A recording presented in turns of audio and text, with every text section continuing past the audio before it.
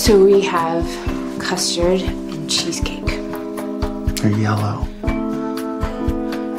Right, well, I wanted to pick something that was gender neutral until we get the baby, and then we can just add a more decisive palette. Why does everybody think that yellow is gender neutral? I don't know any guy with a yellow bedroom. I'm thinking more custard, just with this light. I don't know, maybe I should paint a larger swatch or just try it on another wall. Or you can wait a few more months. It's not like the baby's gonna come storming in here demanding dessert-colored walls. It's us. We're here. Things. Episode 9. Yeah. There's been a bit of a delay getting episode 8 out. Things have happened, but that sort of happens to everybody's life. So you'll probably see this at the same sort of time as you see episode 8 online. So hello, wherever you are. We'll read you some poetry and put you off the ship. Yeah. So I'm joined by Graafen. How are you, man? Yeah, not bad, man. How are you? Good. I'm in the much tidier studio, mine. I've got my decks. Yeah. So the DJ setup's all up and running, and sort of there are records everywhere. Yep. That you may shortly be seeing in a video upcoming soon. And sort of like, so the studio's looking more studio-like this end. And you're over somewhere in Yorkshire. I am over somewhere in Yorkshire. To the side of Pennines. It's like a very relaxed version of War at Roses. Aye. Give us your land. No. Oh, okay then. Cut forward 20 years. Oh gosh. Yeah. However, it's really weird. Yorkshire seems to be made up. Wherever you go, you've got to walk uphill. Doesn't matter where you go in Yorkshire. It doesn't matter what length your journey, even if it's only like 100 metres, there is some up involved. Yeah, that's pretty true. If it's more than a quarter of a mile, there's a lot of really quite steep up. And Manchester seems to have won all the down in the wars of roses. Because everything's a bit more level and you're going downhill a lot more. No, I'll agree with that. Yeah, well, man, that side of the Pennines is a lot more down. And we've got trams. Yeah. I like trams. Goddamn trams are councils. Good. No, trams are really good. In Manchester, there's a really boring walk from the station to where anything interesting is. It takes about 15 minutes. So when you get to Manchester in the main station at Piccadilly, you've got to schlep across town to get to the interesting shit. Yep. But they've now got a tram line in the station, so you can just cut out the 15-minute boring walk. Just drops you straight to the interesting stuff. So I'm afraid I've become a bit lazy. Because they're every couple of minutes, and if you go to Manchester by train, your ticket includes trams in Manchester city centre. That's pretty awesome. I recommend Manchester. It's a kick in town. But yeah. So, loads of stuff's happened. I mean, big stuff's happened in this last week, which we'll go into, I think, in the discussion. Yep. But we'll go into the news of the stuff that we've been clawing about on the internet that maybe not have been, the point of Ranger's news is that it's stuff that you may not have seen. And if you want to have a look at the news story, you want to look into it further, there are always links at the bottom of each news story on the running order. So if you go to the archive.org link, that will be, if you're listening to this on YouTube, go to the archive.org link in the description, and that will give you the opportunity to download the running order with not only the expanded versions of the news stories, because we probably won't discuss it to the same level of detail as it's in the running order, but also the link that will take you on to other news stories for further reading and stuff, as well as all live links to any of the Recomedia that we do. So, do you want to take the first news story now? Yeah, I'll take the first story. Because, I don't know how to say the second word of the first one.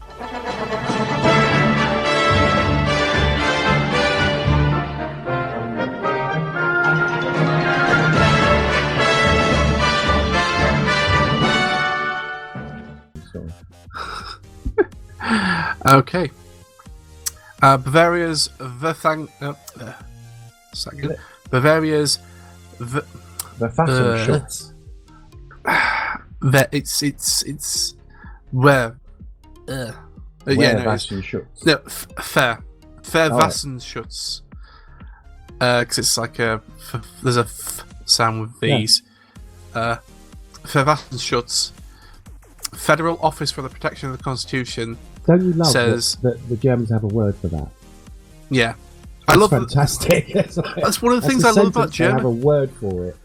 There's one of the things I love about German is that there's they've got all these really wonderful compound words that when translated into English make really little sense, but they make loads of sense, but they sound like a really long-winded way of saying, like Fernseher, which is German for television. Well, but when you translate Fernsehapparat, so the apparatus for seeing a long way. Exactly, that's it. Yeah. The machine for seeing things at a distance. Yeah. It's like, it's beautiful. I love all those compound words in German. Yeah. The Federal Office for Protection of the Constitution says that the Haus der Kunst, one of the world's top contemporary art galleries, was infiltrated by Scientologists who rose through the ranks, illegally discriminated against non-Scientologists when hiring, and waged psychological warfare against staff who were not members of the cult. Haus der Kunst director Okwi Envezo sent letters to staff explaining that an external personnel manager had been fired over the issue, and parliamentarians and other sources claim that there are other crypto-Scientologists in position of power throughout the gallery's hierarchy. One person, referred to as Mr. Scientology, in an employee's complaint, is said to have pressured colleagues to go to Scientology centres. The man began working as a freelance accountant at the Haus der Kunst in 1995, gradually gathering more and more responsibility over the years, including the power to hire staff and draw up shift plans. This makes the affair, quote, the most interesting Scientology case we've had so far in Germany, end quote, according to R4nger5, a lawyer who has written extensively about the church in Germany. Should the manager contest his termination in court, Deringer thinks the legal ramifications could expose all of the state's long-running problems with Scientology. Quote, if he deliberately hired other Scientologists, then he may of course violated his responsibilities as a personnel manager, end quote. He told DW, that's Deutsches Welt, the German English language news company. He is of course obliged to hire people impartially. But Deringer had another concern. What if the man used Scientology-based management techniques for the job? Quote, then it'll be interesting to see if he used those techniques, if using those techniques count as a reason for dismissal, he added. That's from Boing Boing. They're very hot on that shit in Germany, actually, employment law. Oh, yeah. Yeah, employment law is pretty hardcore in Germany. And with good reason, because if you don't have good employment law, people take the piss. Yes. That's the problem. Because corporations don't have morals, laws in place so that they can't. The reason why, it's like HR departments are the reason why unions have very fuck all power in this country. Mm-hmm. Because they're quite strict employment laws. It almost makes a union superfluous. The reasons for unions being, that's the government and companies have decided that if you have a bunch of people whose sole job it is to make sure that the company's acting as far as its employees go within the law, then there's no reason for them to join a union, which undermines unions and prevents industrial action. It's a very interesting way that companies themselves have co-opted the idea of unionisation. Yeah. Certain major companies have got unions, but generally speaking, you only ever see unions striking for more sort of time off or higher wages above industry norms, which can work out well, and in some cases, and can work out well. But you never see people striking because their working conditions are illegal.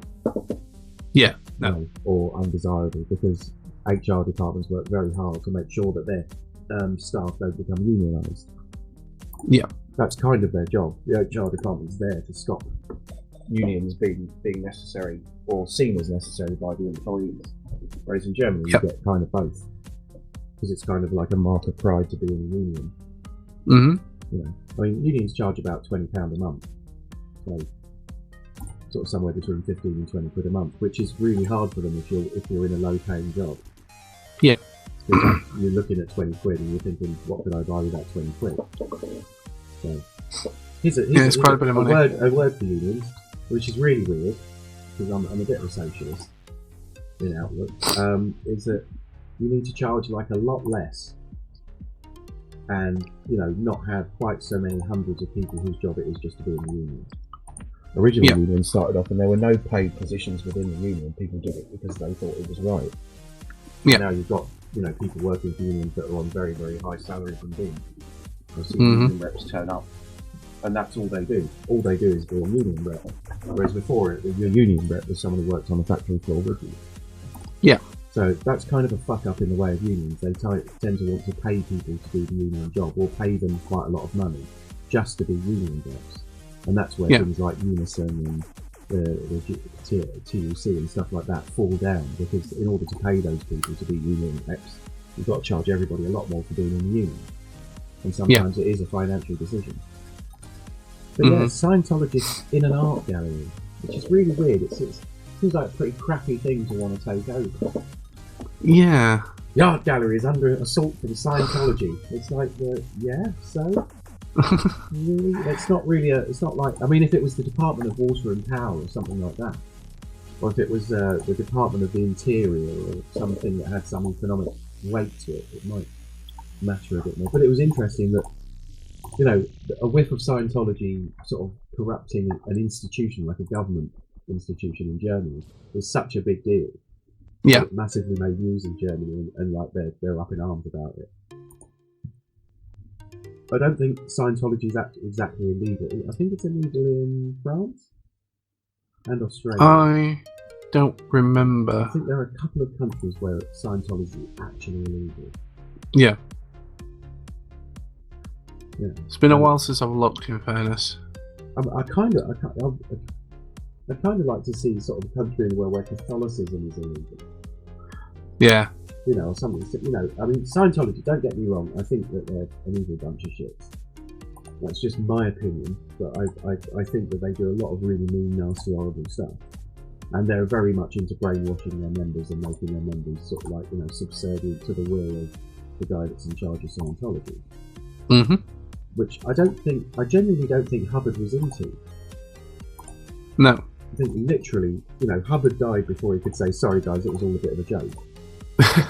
And then when Hubbard died, the cost of being a Scientologist skyrocketed, which puts it in sort of cult territory. Yeah.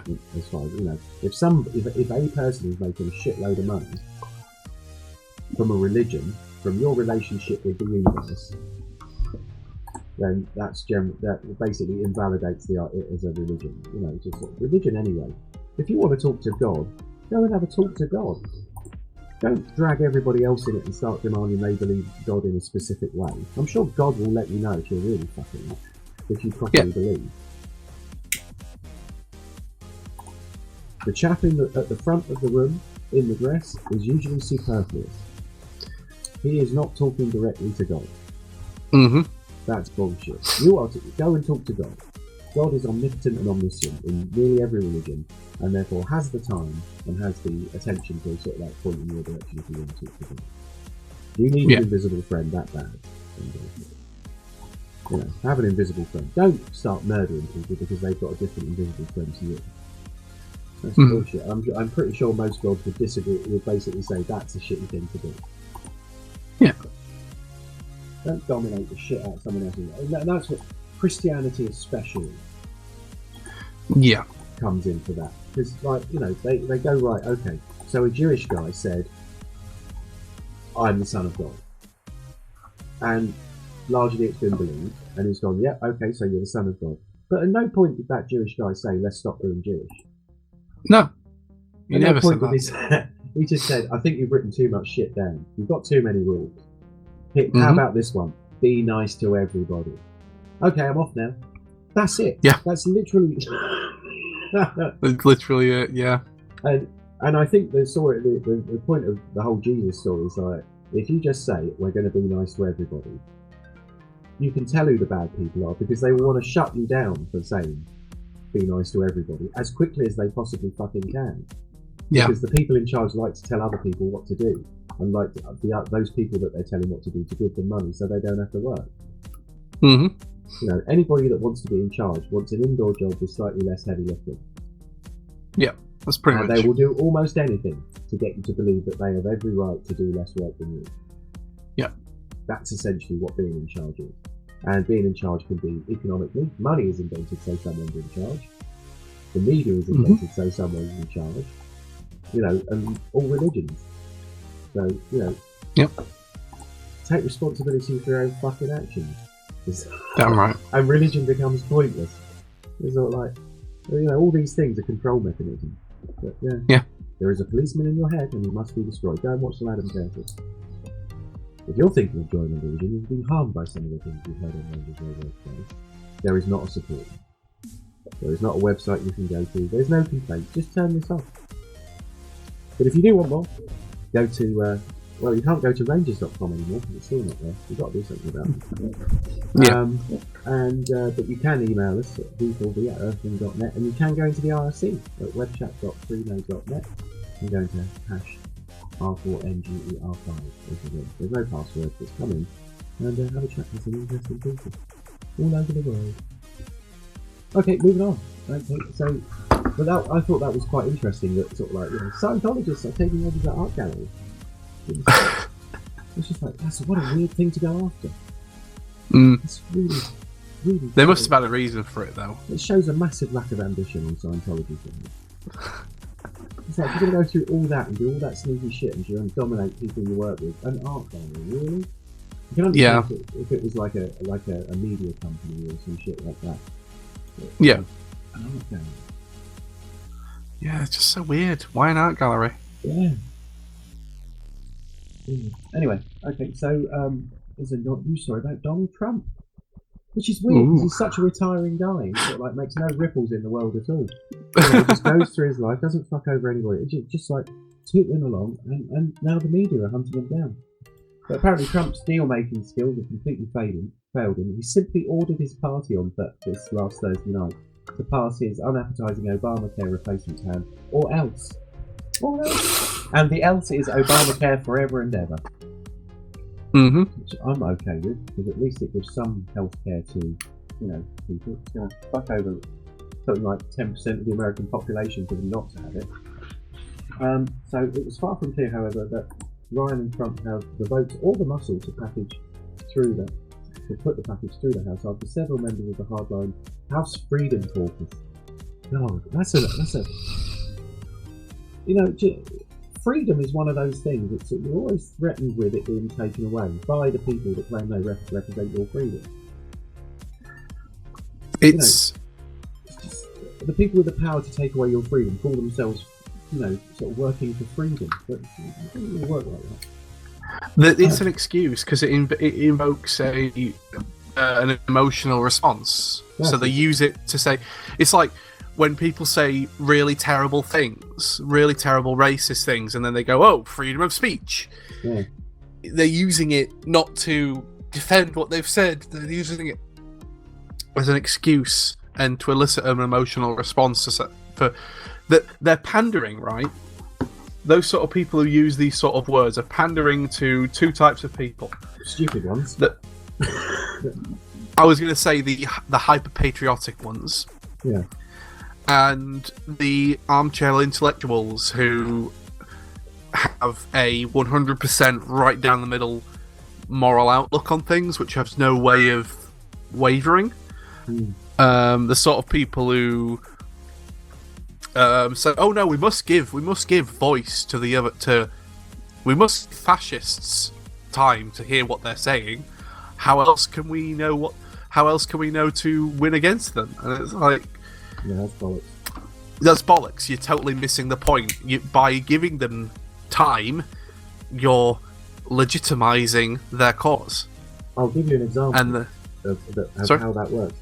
You know, there's YouTube has been sort of a hotbed of sort of kind of right wing and anti-feminist and all sorts of, you know, anti-trans agendas. Yep.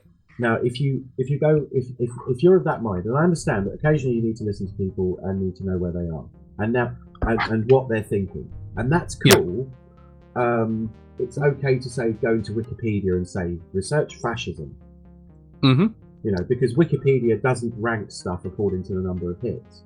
No, if you say something Wikipedia. like, if you watch a whole Thunderfoot video, Yep. that adds to the stats, which means that when somebody types in the word feminism, they get, you know, Thunderfoot and Sargon of Akkad and stuff like that. Those are the first things that come up.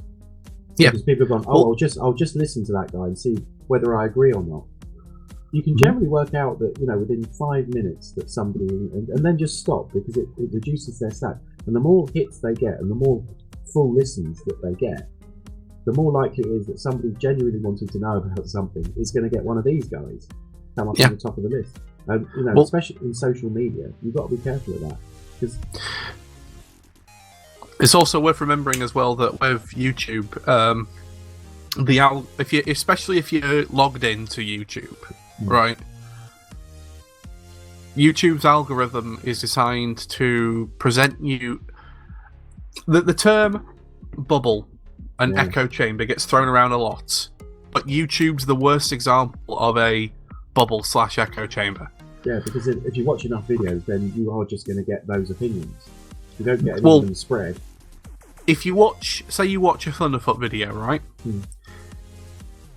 Once you finish that video, in the suggestions window, in the suggestions bar on the right, are going to be more videos from Thunderfoot and videos from other right-wing nut jobs like him. Yeah. And if you follow down that, soon enough, your suggestions will just be filled. Even when you get to the front page, it'll just be filled with the alt-right. Yeah. And you won't have, there will be nothing else. And that is 100% an algorithm-created echo chamber you've just, like, wandered into. And I'm not saying that you shouldn't watch these things, but log out of YouTube when you do it. Log out of YouTube when you do it, and understand that the more you watch, the more you're gonna give credence to what they're doing. Well, it's not just that; it's the more money advertisers will give to those people. Oh yeah, that as well. You'll give them advertised revenue and stuff. Yeah, so you're making it so that when they do stuff, so they already know that, say, you can't make out and out Nazi type comments, and you can't call for someone to be hurt or, you know, incite violence and shit like that.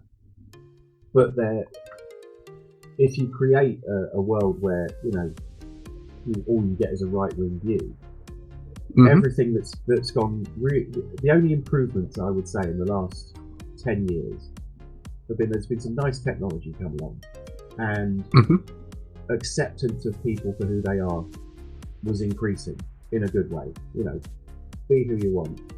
And I know that the MRA go on about, oh, these whiny bods with their safe spaces and all that sort of shit. I thought like that for a bit. The idea of a safe space, you know, I got a bit, and I was corrected, and it took me a long time to sort of get round to it. But you go to a geeky event and there would be safe spaces. And people weren't very good at being disagreed with. Now I'm a very argumentative bastard. I really am. If somebody says something and I disagree with it, in my family when I was growing up, and I think it's a good thing if you've got a robust family that doesn't judge you for who you are. You know, if I decided if I'd been gay or I needed to change gender, my family would have been really, really supportive. But they did uphold this kind of argument at the dinner table. Yeah. So you were free to disagree. Well, you weren't free to sort of like call someone a douchebag and shit like that and throw porridge at them and shit like that. But you were free to sort of go, you have to argue this point. Yeah. I don't get why you hold this viewpoint, even to adults, and that was okay. So I grew up in a very supportive household, which means that I went out into the world believing, you know, in the way that you think everybody just like you. So you argue with people. Now, if you have been a trans teenager or a gay teenager and you've had like loads of grief about it, another person coming along and giving you a hard time for your viewpoint is not going to help. No, that's why the safe spaces exist. Yeah, they're not. They're not. So maybe we're not going to have a discuss. It's not like when it's a place where you can't argue. It's not like that. No, people do have discussions and debates in safe spaces. All safe space means is somewhere where there are rules social contract rules generally. Just enforce social contract rules that say you're not to be a dick to the other person, and you've got to understand that these people might not be as robust in taking in certain tactics that are used in debates, because frankly debating can descend into ad hominem attacks, and sort of like saying no, we don't do that shit. And if someone's having to continually defend who they are or have to talk to people about it, they need time off from that. If you've grown up and you've grown up in a homophobic or a transphobic environment, you've had enough of defending who you are, and you just need to go somewhere where people aren't going to ask you stupid questions continually about your choices. So here's the other thing. I understand that. Sorry, after you. Here's the other thing I always say when people say, "Oh, why do we need safe spaces?" And I just go, "Okay, well, the house you're living in a house right now or a flat. Do you own it? Do you rent it? If you own or rent it, that's a safe space. Your workplace, generally, if you've got a good amount of staff there, if they're not all jerks, that's a safe space. Essentially, it's anywhere you feel comfortable with is a safe space, and this is the thing that the MRAs, white supremacists, have with the notion of safe spaces. Right? The problem they have with it is that in some cases it excludes them because they are privileged. Yeah. I mean, the whole when you look at it, to a white male, the world is the safe space. The world is entirely the safe space because of that privilege. And that's why people are saying, look, you have the world. Can we just have like this one little place here where we don't get people shitting on us because of who we are? See, I view safe spaces like I view positive discrimination quotas. We have them so that eventually they won't be necessary at all. Yeah, exactly. Okay, so eventually it will just be how people are. Yeah. That is.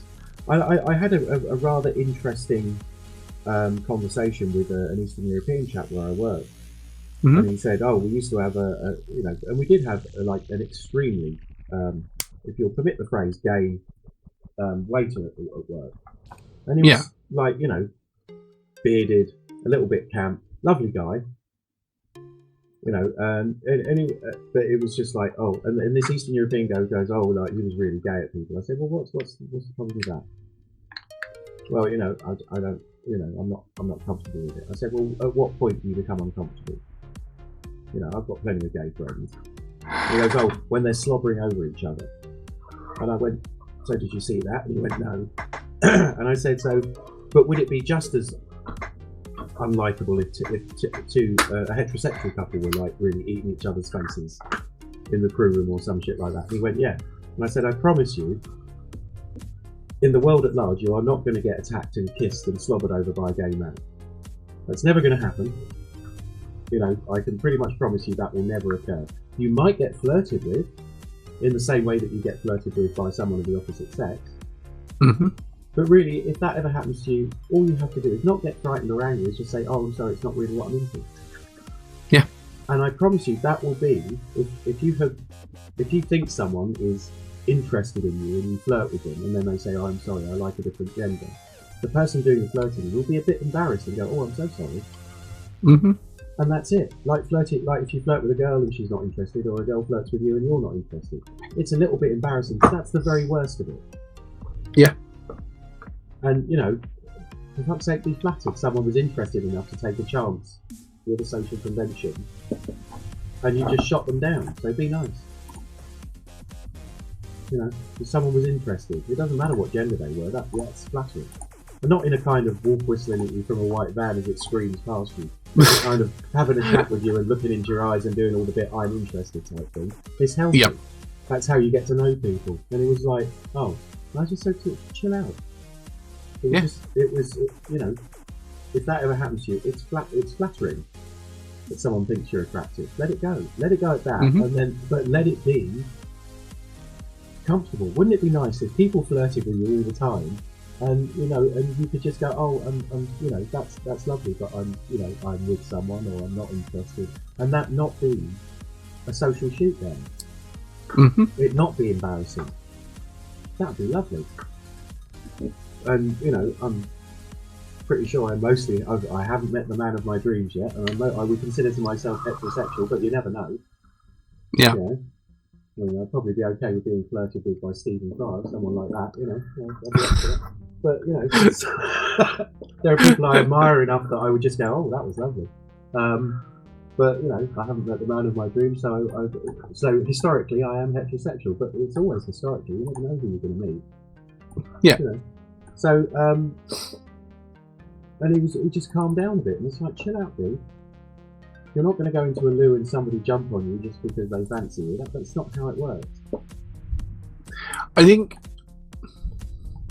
from what I've seen, it seems to be that the people who are really concerned, the people who always seem to get really hyper defensive and really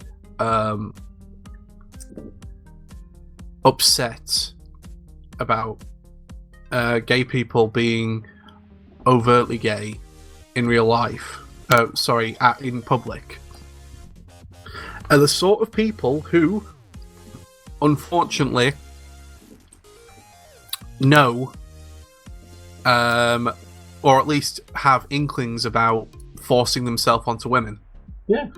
Or act hyper masculine. They're worried that another man is going to be just as predatory as they are. Yeah, and that's exactly the point I was going to say. Yeah, that they think that I can be like this with a woman, or I have met my co-workers be like this with women. What would it be like if a man did this to me? And the moral story, the moral of all that is, or the end point I should say, is forcing yourself onto other people is fucking terrible. Yeah. It's like let's as a collective, as the human race, move away from that. Let's consign that to the ages. I'll give you another example from work, because I'm not in, for the last few years I haven't been in a tech environment in my work. Now a lot of the people that listen to this work in a kind of technical environment where you're surrounded by geeks. And geeks think about this stuff all the time.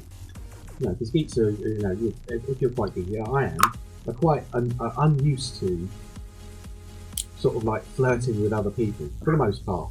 There's some very sort of like sexually successful geeks that I know that have lots of wonderful relationships and stuff like that. But I've never been one of those people. So I always try and, respect the other person. But there's a few things I've noticed when you're in Gen Pop, shall we say, when you're amongst ordinary, sort of people that aren't necessarily technical, that you're getting a wider strata of different people in a particular workplace. And there's one girl where I work who pretty much every other sentence mentions her boyfriend. Okay. And she's an intelligent, really interesting person. She's fun, she's quite attractive, I'd have to say. But, like half my fucking age. So, like I've got children older than you. That would be weird. Imagine you couldn't have a relationship with someone half your age. I mean, imagine if I went to lunch with my daughter and I took my 20-year-old girlfriend. Yeah. So imagine dating someone that was younger than your own child. Imagine that sort of conversation where your child, may be a little bit more socially mature than the person you're having a relationship with. It'd just be weird as fuck.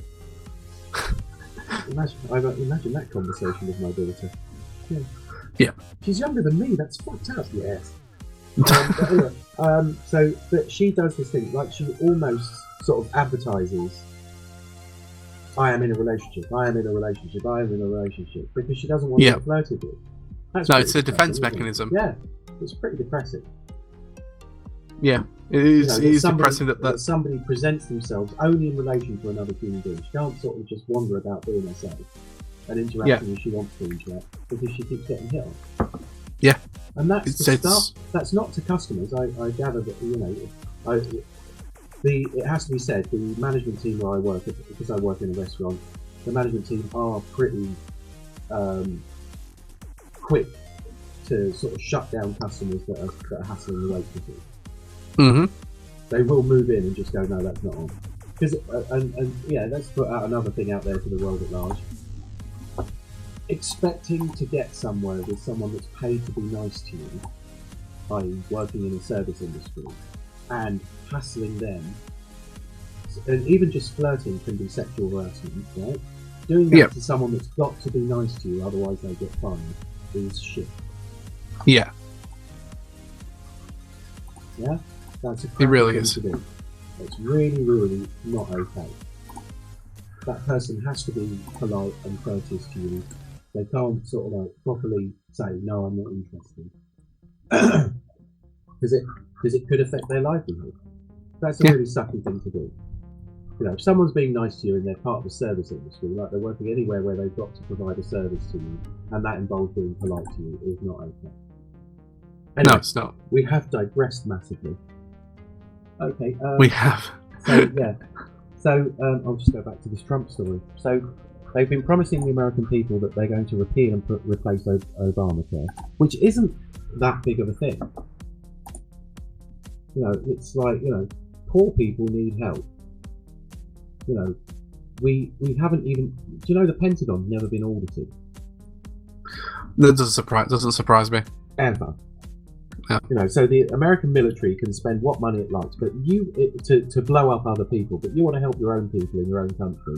The Americans seem to like lose their fucking minds over that. Yeah. And it's a pittance. Well, the and it's Republicans. Obamacare isn't even that good. Obamacare doesn't cover you for any existing conditions. It doesn't No, it cover does. you for any. Does it? Yeah. No, Obamacare covers for existing conditions. Sorry. Let's not use Obamacare. Let's use its correct name, because some people have. I've got a fucking story about that. Right. The Affordable Care Act covers for pre-existing conditions. It requires everyone to get health insurance, and it requires them to be an affordable price, hence Affordable Care Act. Yeah. So essentially it says everyone should have health insurance. It's like halfway between their system that they had previously, where you had to get, wherein you had to pay for everything yourself, or you got health insurance, and what we have here, where everyone has a national health insurance in the national insurance, and that pays for everything. So it's like a halfway between point. And one of the things that Obama put into the Affordable Care Act has to accept pre-existing conditions. They cannot they can't discriminate on anything. There can be no discrimination on it. Everyone has the right to be insured. What the Republicans are trying to do with this American Health Care Act is what I believe they were going to call it, AHCA. I'm surprised they didn't call it Freedom Healthcare. They wanted to call it on the bill originally. It was called the Greatest Healthcare Act in the World. I am not joking, or something along those lines. Yeah. Well, the reason I say we should be calling it the Affordable Care Act, or at least using both Obamacare and Affordable Care Act at the same time interchangeably, is because there were news stories for people who, when Trump had come in into power, and there were news stories of people who've been interviewed who said, "Why did you vote for Trump?" "Oh, I'd vote for Trump so we could get rid of Obamacare." And then they turned around to him and said, "Well, how do you do your healthcare now?" And they said, "Oh, I got it through the Affordable Care Act. It's really good." And they said, "Well, that's the same thing." That is the thing that you're making. Yeah. Obamacare, although it's shorthand for it, we have to understand that Obamacare is the propaganda term that the Republican Party came up with to say that, to try and make people dislike the Affordable Care Act. So, I think every politician that's planning to vote against the Affordable Care Act then should have to spend an afternoon at a children's hospice. Here we go. Guaranteed issue prohibits insurers from denying coverage to individuals due to pre-existing conditions. States required to expand Medicaid eligibility to include individuals and families with incomes up to 133% of the federal poverty level, including adults without disabilities or dependent children. It also simplified the state children's health insurance program. But it's essentially it fixed a load of problems, and one of the biggest problems it fixed was guaranteeing insurance to people who had pre-existing conditions, taking away the ability of insurers to say, we won't insure you because you've got a pre-existing condition. That was the big thing about the Affordable Care Act. Well, the two big things were, one, requiring people to get health insurance, and two, that insurers couldn't deny people insurance. The only people it doesn't affect are like illegal immigrants, of course. But yeah, no, it's we have to understand that it's important to understand that that's in there, and that this American Health Care Act wanted to take those provisions out.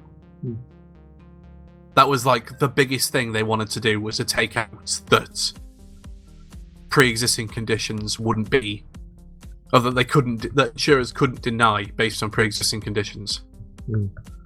And that's like a very large amount of people who now have healthcare and didn't have it before, are people who have pre-existing conditions.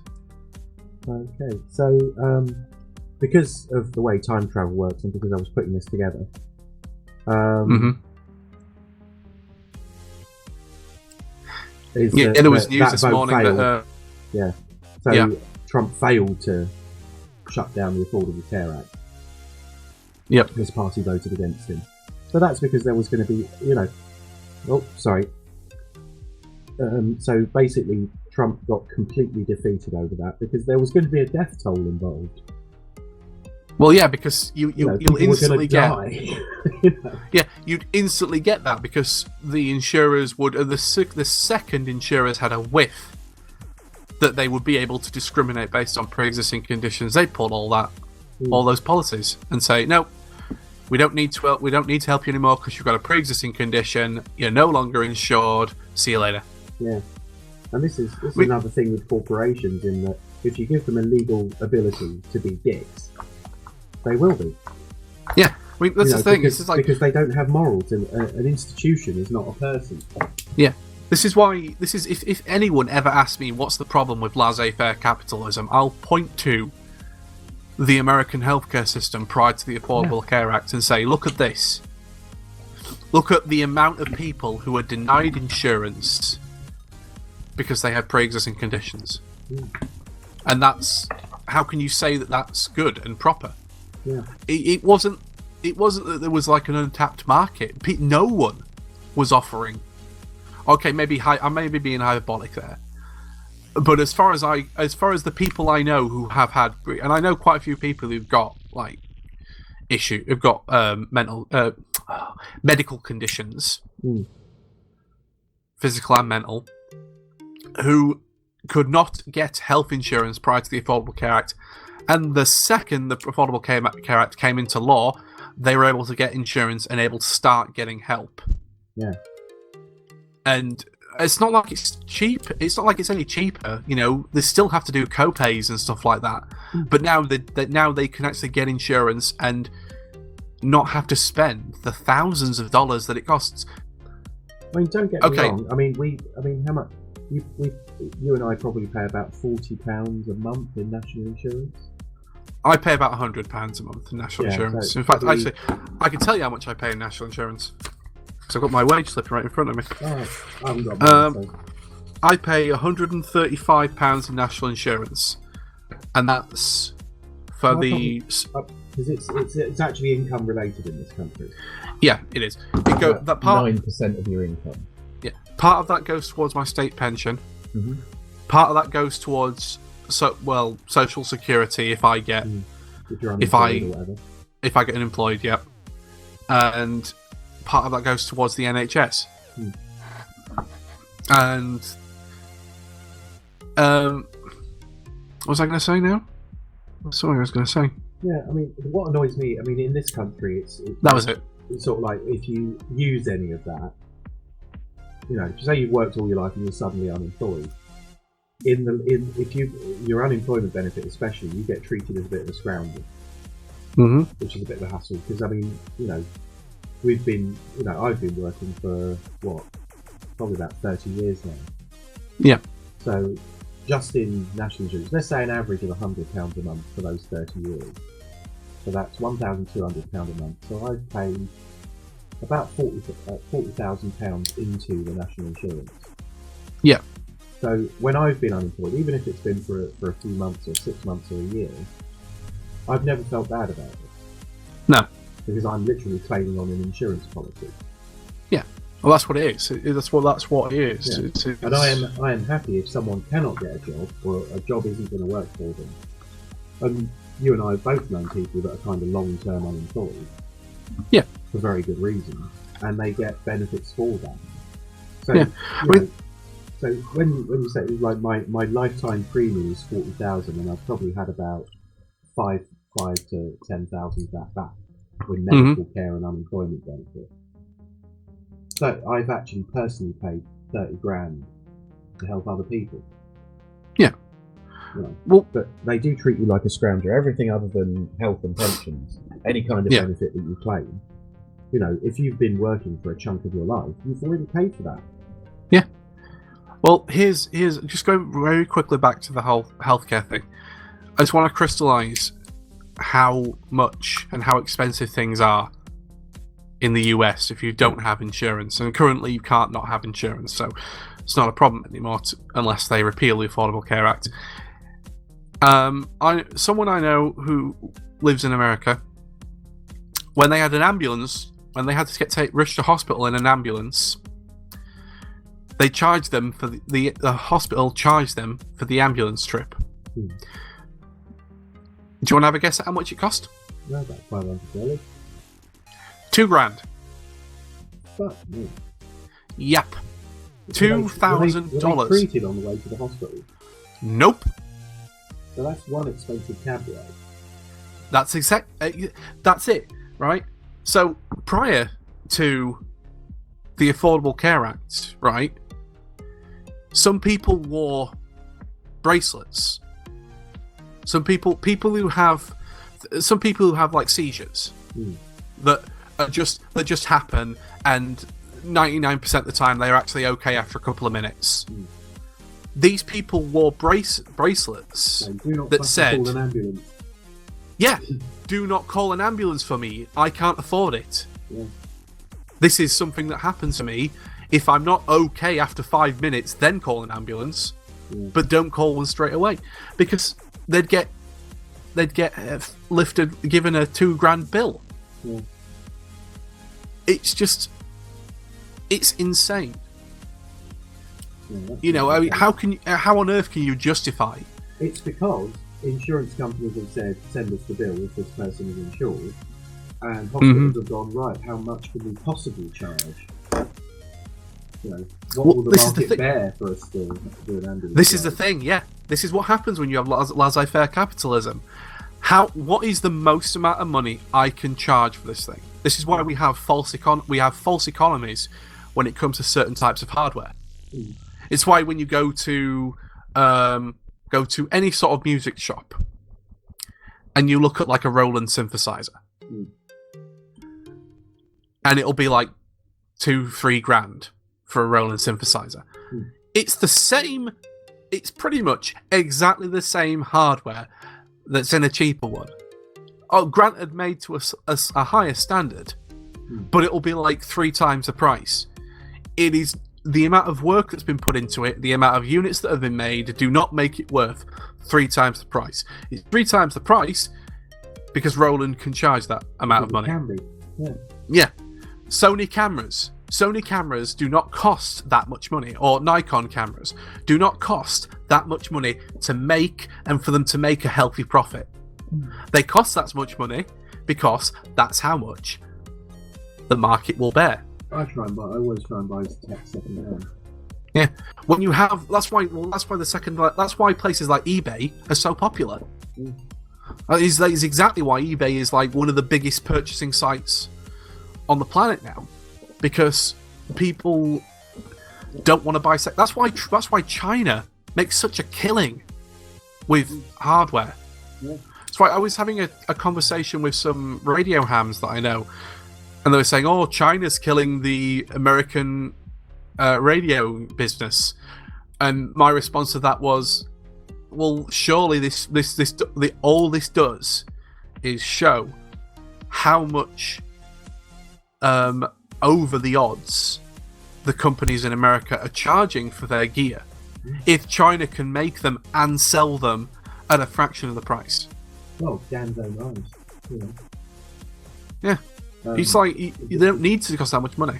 I mean, Ganzo make knives for American knife manufacturers. Yeah. And sort of like there's been this huge outpouring where they've sort of gone for similar styles of knife, using, in some cases a slightly different steel, but not a great deal worse steel than they're using for, say, Spyderco, who manufacture a lot of their blades in China, or SA. I think actually SA make their knives in America. I think if it's made in America, then it can be a bit more expensive because you've got higher labour costs. Yeah. The cost of living. I mean, but we're talking, so a Spyderco knife made in China, and I'm not picking on Spyderco especially, it's just the example I have in my head, but there are an awful lot of companies, this is not just them, it's pretty much every manufacturer of anything steel is mostly being made in China. There are a few companies that make in America, but not many. But they'll make their cheaper lines in China. And the Spyderco Paramilitary 2 is a very popular knife, lovely knife, uses a slightly different steel, but we're talking like an ounce or so of steel. Yeah. You know, we're not talking a lot of steel, we're not talking like a 6-foot bar of it. We're talking a tiny sliver of it to make up the knife. Yeah. The difference between the Spyderco one and the Ganzo one, which is more or less a copy, and I think the locking mechanism on the Ganzo is better anyway. They've got like a much more positive lock and much less movement. So you can get the Ganzo Paramilitary 2 similar knife. It's a slightly different design, but pretty much the same size, weight, all that sort of thing. Is 12 quid. It's 12 quid. And the Spyderco one, made in the same factory, like exactly the same factory, Ganzo works for Spyderco, is 180 quid. Yeah. So made in the same place, slightly different steel, so maybe $5 difference in steel. Which would bring up the copy to $20. As opposed to 180. And there's no way that knife is 10 times better. No. Than the one I have. It's like, no, I'd happily pay $30 for it. You know, if it was made in America. Because you don't really want to just lean on China. You don't want all manufacturing to shift to one country. No, of course. But, well, this is the thing. It's like when you've got free market capitalism, you know, this is what happens. And when you've got laissez-faire capitalism, I should say. This is what happens. You get just to explain, competition. Just in case you've never seen the phrase before, laissez-faire or laissez-faire capitalism means the government turns a blind eye to whatever the market does. Yeah, the government just lets it do what it wants, and so you get even companies will just go, oh well, let's say for example, we've already talked about Roland. Let's talk about Yamaha. Yeah. Yamaha will go, okay, well, Roland are making this much on their synthesizers. This is what they're selling. We'll just undercut them a tiny bit. And we'll still sell, and we'll make near enough as much money as Roland does. Or say the difference between an Android phone and an iPhone. Yeah. Well, It's really that's hard. I mean, an iPhone will come in at what, £700? Yeah. If you were to buy the handset. Whereas, I don't think Samsung will charge much over, say, £300. it's the name. It's all to do with branding. Yeah. It's But also like their operating system. I mean, Apple aren't paying for their operating system. You don't have to pay a license to use it. It's theirs. no. And Android is open. So, it's why I'll never be that inclined. I mean, again, it's not like Apple are making the phones in America so they've got a higher labour cost. They're being made at, like, sweatshop level in China. A Samsung phone is going to be made in a Samsung factory, which has probably got slightly better labour relations. You never hear about Samsung workers going on strike or killing themselves rather than stay at work. No. So they've got to pay a reasonable amount for where those people are working. And so Apple are actively using kind of sweatshop labour to produce their iPhones and charging twice what Samsung would charge. Yeah. But again, second hand, don't let it become landfill. I mean, I'm not pushing Samsung especially, but I've got a Galaxy S2. Now the market price for one of these is about £50. Yep. But like 3 or 4 years ago, this was a flagship phone. It was their newest, greatest, and latest model, Mm-hmm. and it still does the job admirably well. But I can buy it free and clear and unlocked and use whatever operator I want. Because normally, if you buy like the latest phone, it's locked into a contract. Yeah. So you're stuck with that provider for 18 months or 2 years. Yeah. Whereas if you buy it second hand unlocked, you're free to pick the better market options for connectivity. I think a good yardstick for whether, and this unfortunately takes time to come to fruition. Yeah. You've got to monitor it over a period of years. But I think a good yardstick to show whether a piece of technology or a consumer item is priced over the odds or not is how well it retains its market value. Yeah. If after 5 years, the price of it's still comparable to how it second-hand price is comparable to how much it was originally sold for, you know that the price was priced way over the odds, because people have realised. My phone was probably about £250 when it came out. Yeah, and now it's like £50. Yeah. But the price when I bought the last one, because I'd lost my phone, when I bought the last one, it was, I think it was about £50. Yeah. Over a year ago. So it's sort of like, because it's no longer the latest greatest thing, it dropped in value, but that value stayed largely constant.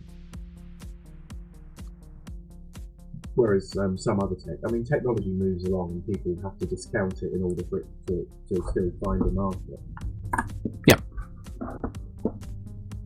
I mean, I like companies where they bring out something new and it's kind of the same price that the previous model was. Like economies of scale mean that the technology has got cheaper in that interval in time and they can add more features for about the same price. Oh yeah, It has to be said, the Raspberry Pi is a very good example of that. Mm-hmm. When they bring out a new model, they only upgrade the models when they can charge 30 odd quid for it.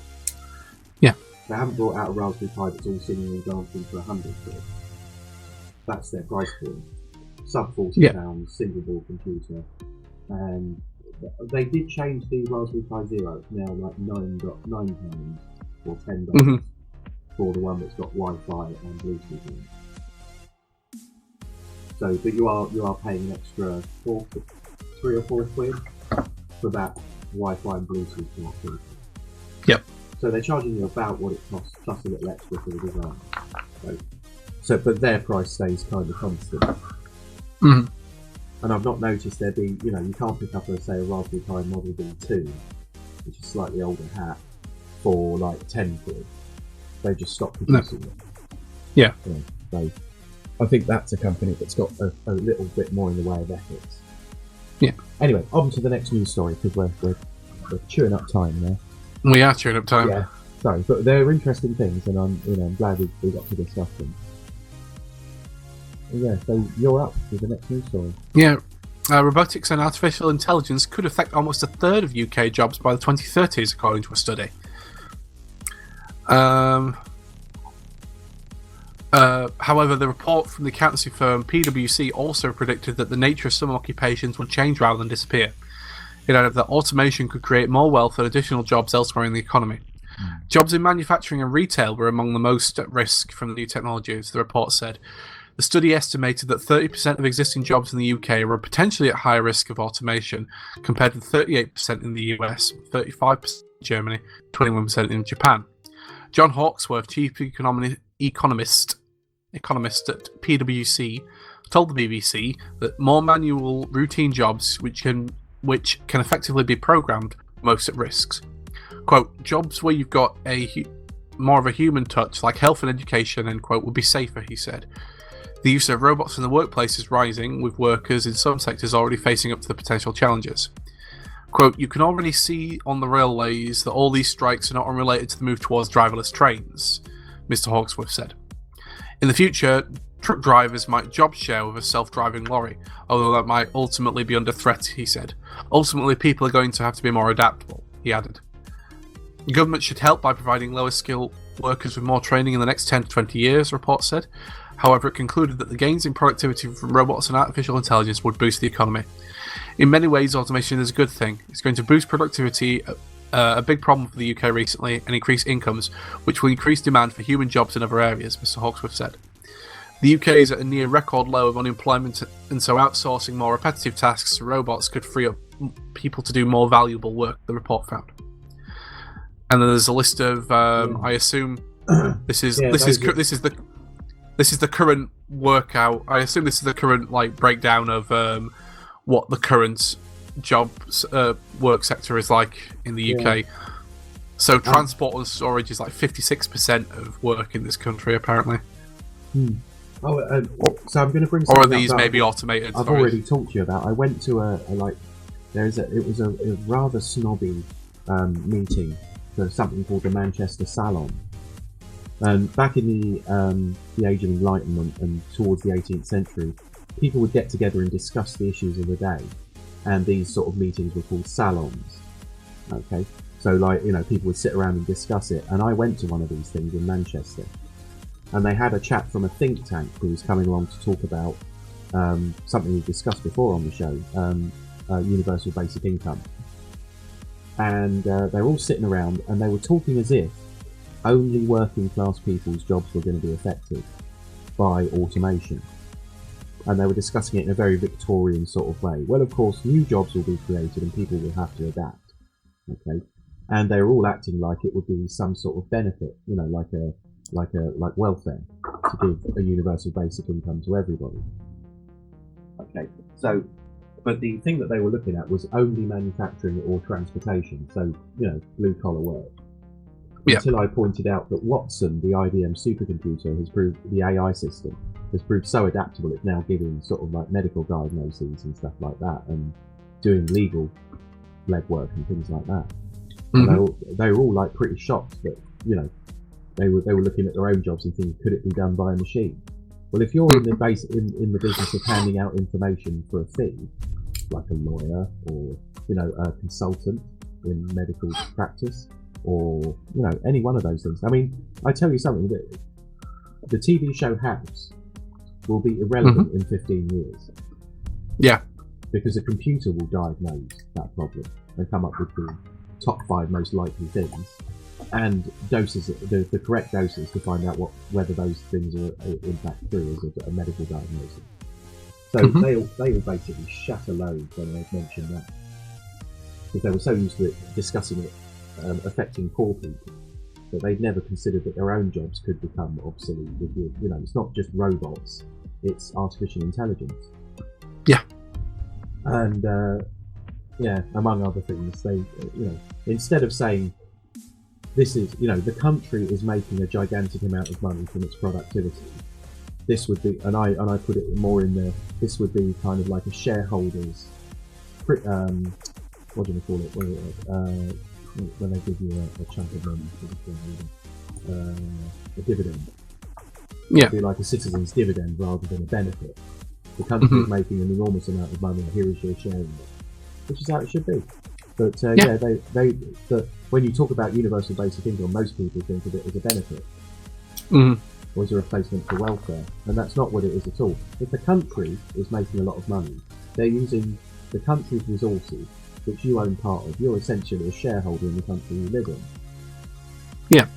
You know, so this is your dividend for the amount of money the country is making by selling rights to extract coal or gas or oil, or to take advantage of the education system in that country by employing skilled workers and creative and technical workers.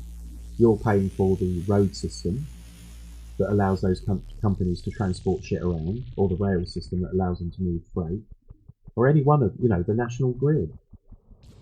They're paying for the electricity they use, but they're not paying their share of installing that electricity system in the first place. Yeah. Which us and our parents and our grandparents and our great-grandparents all paid towards through their taxes. So it's not welfare. You're introduced to universal basic income when these jobs disappear, and they will disappear. When he sort of hopefully says, that people are going to have to adapt and there will be some jobs created as a result of automation. Yeah. But so in front of your car are there, 180 horses. Yeah. If it's 180 horsepower, that's 180 horses, which would have required, probably about 40 grooms, which would have required farmers to grow so many acres of wheat. Yeah. So you having a car took out 40 jobs, plus the feed costs for creating that, and created maybe 5 jobs of an oil worker, a petrol station attendant, and a mechanic. And also freed up field for the farmers to use on other produce. So those farmers had to find another crop and another market in order to survive. They weren't just growing hay for horses. No. So when you talk about some jobs will be created, yes, like a graduate technician might be employed instead of 10 people. I mean, think about somewhere like, I don't know if you have them in America, like catalogue stores like Argos. I don't know if Argos exists in America. No, I don't think it does. But how easy would it be to automate an Argos store? Very.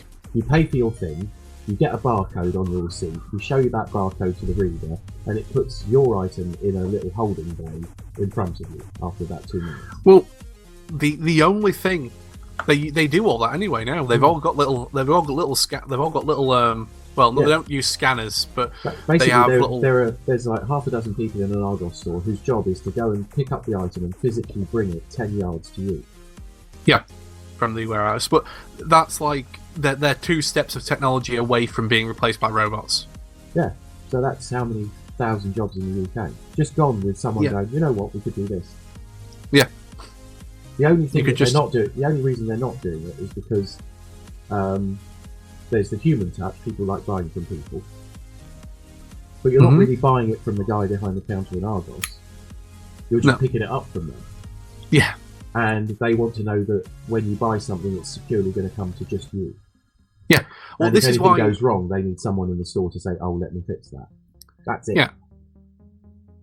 So, like you say, they're 2 steps. They're somebody working out how to do it away from all being unemployed. Well, when I meant that more. When I say there's 2 steps of technology, I mean the 2 steps. I meant specifically technology.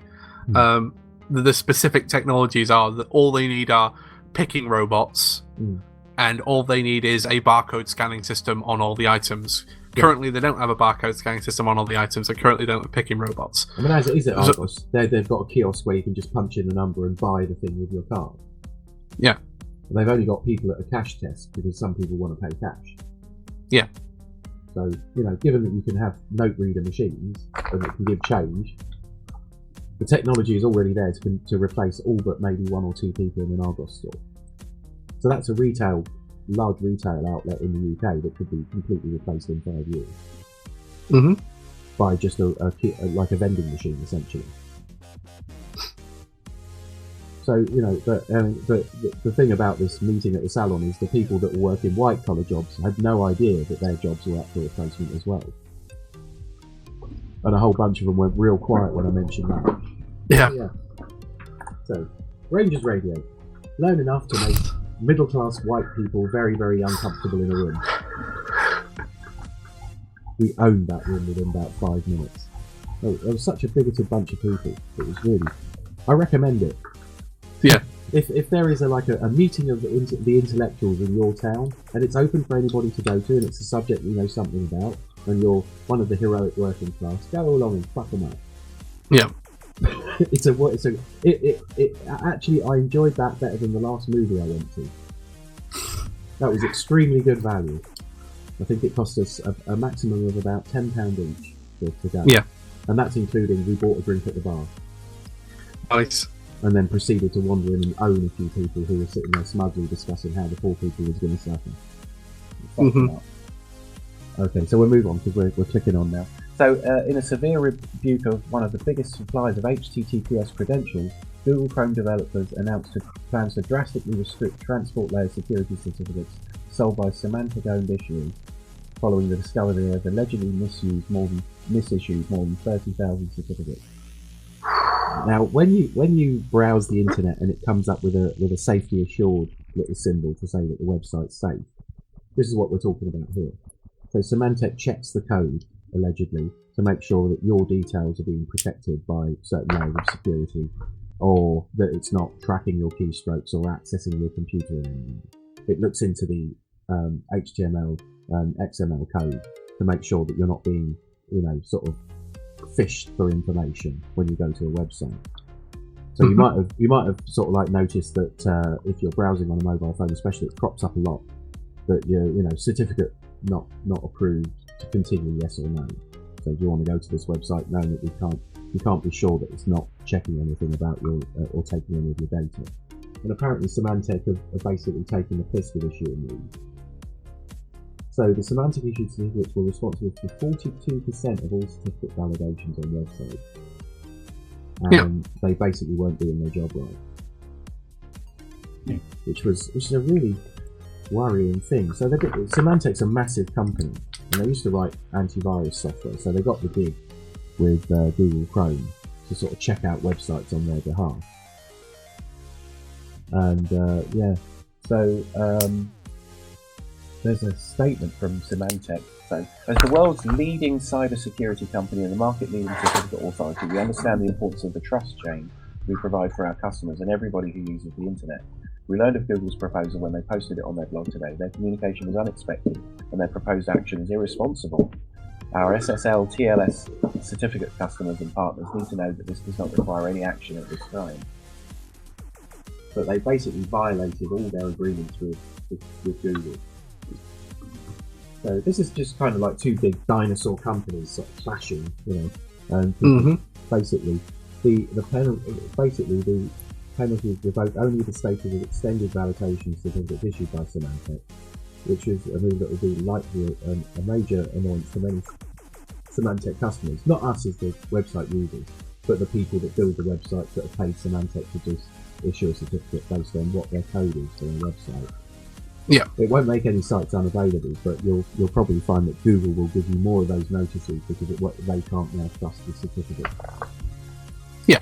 So I'm not saying that there's any corruption there. I just think that they've probably been quite lazy.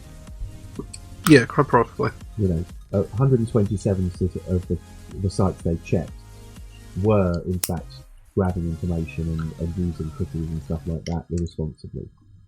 Yeah. I don't know how many they checked. I think they checked, but basically, they found a gigantic percentage of the ones they actually checked weren't safe. So yeah. So yeah, the underlying super infrastructure of the web is kind of fucked up. So Google officials wrote, "We appreciate Symantec's response. This remains an ongoing discussion, and we look forward to continuing our conversations with Symantec about this issue. We want to enable an open and transparent assessment of compatibility and interoperability risk relative to the potential security threats to our users." But yeah, so website owners have been paying Symantec to issue trust certificates, and basically they haven't been bothered to check them. And that was a link at Ars Technica, and that was given to us by. This is really interesting.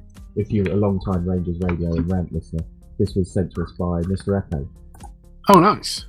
The Mr. Echo. Like, if you listen to Rant Radio episode 1, Mr. Echo is one of the people in the IRC who's been, long time So, and he's now in our IRC, which is kind of interesting. That's awesome. It's kind of embarrassing, really, because we are. I mean, Rant was huge. Yeah. And I think it could be again, but I mean, you know, you put in that much effort, something you're going to burn out. And we're hoping that Rant are sort of kind of making noises about coming back. So as soon as Rant are up and running and doing their projects, we will plug the crap out of them. I've seen. I watched the Rant Radio, or subscribed to the Rant Radio channel on YouTube. Yeah. And they've been reissuing What the Hell videos, which is great. Yeah, he's been reposting the What the Hell videos, which is very cool. But there was rumours of a new project coming out, so we'll keep you posted up on that. Although if you listen to this show, you're probably already aware of that. Yeah. But we've, you know, people like Mr. Echo and Misanthropic Gods and Nephit have been turning up in our IRC. Which is, and Nephit's the guy that wrote Pain, which I love. That was a brilliant magazine. I really missed that. So if you're listening to this, Nephit, please, more Pain if you have the time. I don't know, it's a thing. So, right, so we're going to stop there. We're going to play some halftime music. We've got a German dark electronica band, Inhalt, with their track Panopticon, sent to us by Shameless Promotions. And I'm not really into electronica music, to be honest, but this is really good. I did have another band set up to be in this episode, but it was like, no, I really like this. And yeah, it's really dark, and I like the title because Panopticon was the original name for a design of prison, first constructed in the Victorian era in London at Pentonville. And it was an early form of optical automation, in that the panopticon is that you'd have spokes of a wheel leading off from a central guard office, and the prison was designed so that sort of 2 or 3 guards could watch all the prisoners at any time. Yeah. They literally had loads of corridors sticking out. They were in the hub of the wheel, if you like, and they could see all the cells from where they were sitting. Mm-hmm. So it's like, you know, you're being watched very effectively by automated means. So it's a good title. So we're going to play that, and then we're going to come back into our discussion on the record media. So just going to stop recording now for a moment, and we'll see you in just a few minutes.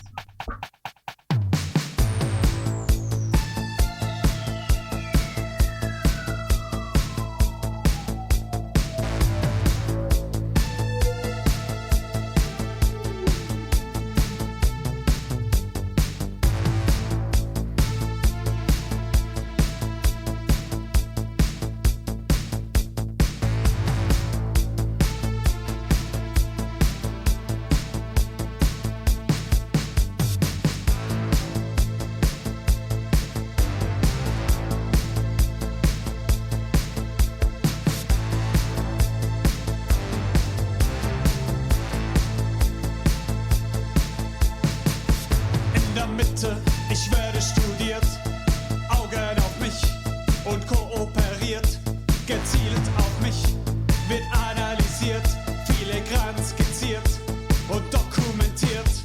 Ich kann dich sehen, du schaust mich an, ich sehe dich nicht, du steuerst mich an. Ich kann dich sehen, ich weigere mich, gefangen im Raum, ohne Zeit.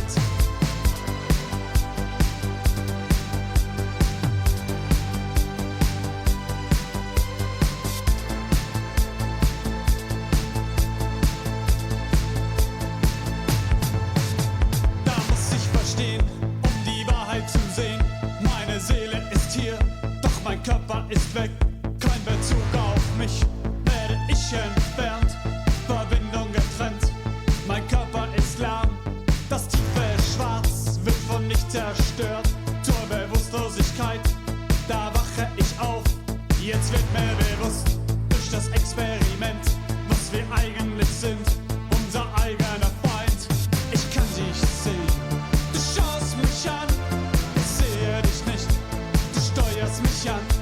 Ich kann dich sehen, ich weigere mich, gefangen im Raum, ohne Zeit.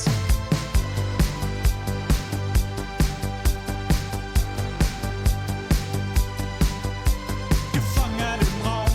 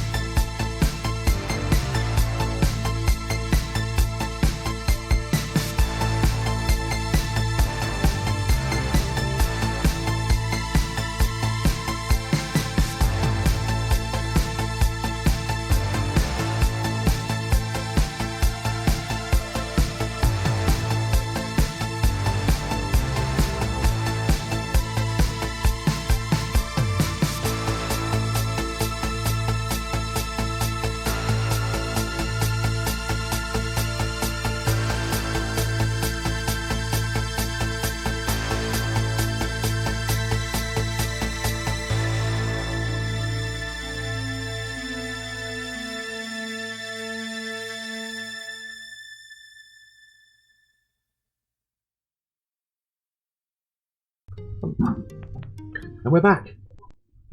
So, Yeah. So we got that was pretty good halftime music. So thank you very much to Shameless Promotions for giving us sort of carte blanche, or permission to sort of just use the tracks that they send us, and they send us loads. So I kind of cherry pick out of the ones that we get sent. It's a good thing about being sort of a journalist. Sort of a journalist. I was recently in a project with the BBC, and you'd be amazed that once you get some sort of anything where you can point people at a piece of work that you've done. So I recommend everybody become a kind of journalist, because you literally, people open doors for you.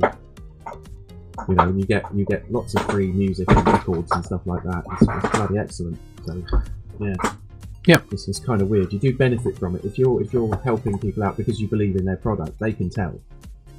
So if you start saying, "I'd really like to review this thing," or "I'd really like to review one of your products and see what you think," that's it's worth doing. I mean, pick stuff that you can actually get behind. But music's good because a person makes it. However much they're getting paid or they're not getting paid, if it's a music thing, or it's a film thing, or a video thing, or anything like that, where you're supporting someone's creative endeavours, that no matter if their management are kind of ripping them off, that's not so good. But generally speaking, in the digital age, a lot of money is now finally starting to go back to artists and people putting in the work and creating new stuff for us to use to sort of like learn things from or be entertained by. So yeah, I'm big on that. Media production and helping out people whose media you respect is just, it can only be a good thing. So our discussion this week is kind of like is being dictated by the news, and we don't normally cover like massive news stories unless they intersect with the things that we're interested in here. But there was on Wednesday. There was an attack on the house. Well, I say attack on to basically make people a bit more paranoid on the House of Parliament. And we were hoping it wasn't a terrorist incident. We were hoping it was someone acting alone, and we were hoping that the person wasn't a Muslim. But unfortunately, those things, our hopes were kind of dashed a bit. Yeah. So it was, an IS-based attack on the Houses of Parliament, but more on the people that were near the Houses of Parliament, including French students and a police officer, and people that had nothing to do with the decisions that led to the reason that these people are angry, which always seems pretty fucking unfair to me. I wouldn't consider it okay to sort of take another human being's life for a political reason, but I could understand it a lot more. So 3 people died. More than 20 people were seriously injured. And it initially looked like the stupidest terrorist attack that I'd ever seen. Like the most useless, poorly planned piece of crap that I'd ever seen. But I've given it some thought in the last couple of days, because it's much on my mind that we've upset people in another part of the world for no good reason, to the extent that people that want to support them are prepared to murder innocent bystanders. Yeah, it is murder. It's murder when a drone, drops a hellfire missile on a school. It's just as murderous, and I understand that there is this impotence and anger, and it's completely asymmetric.